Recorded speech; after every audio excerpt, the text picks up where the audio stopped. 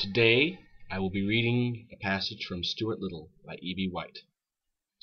The voice I will be using is a voice similar to the big black guy named Barrett from Psi-Ops in the Mindgate Conspiracy, a video game for the PlayStation 2, the Xbox, and I believe the GameCube. In the drain. When Mrs. Frederick C. Little's second son arrived, everybody noticed that he was not much bigger than a mouse.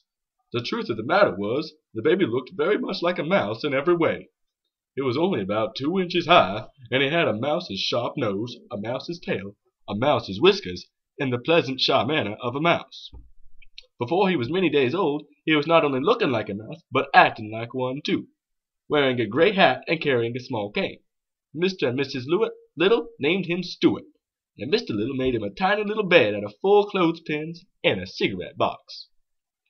Unlike most babies, Stuart could walk as soon as he was born.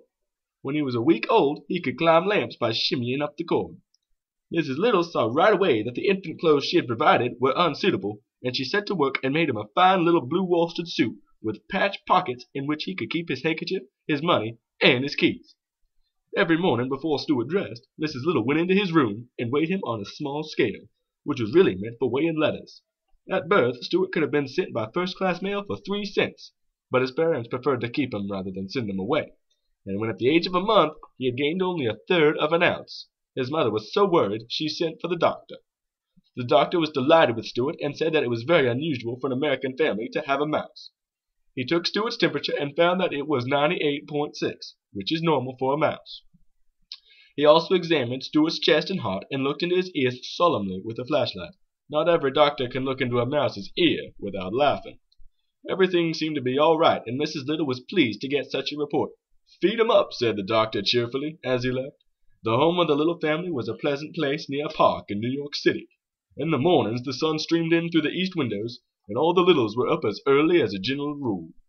Stuart was a great help to his family and to his older brother George because of his small size and because he could do things that a mouse can do and was agreeable about doing them. One day when Mrs. Little was washing out the bathtub after Mr. Little had taken a bath, she had lost a ring off her finger and was horrified to discover that it had fallen down the drain. Well, folks, that's all I'm going to read to you for today because I don't want to use too much time. Hope you enjoyed it. If you'd like me to read a different passage or continue reading this passage, just say so in the comment section. And if you have a certain actor or sound voice that you want me to use, post a link to a example of it, a sample, maybe on YouTube or whatever, so I know what I need to base my voice off of, and I will do my best. Thanks, guys.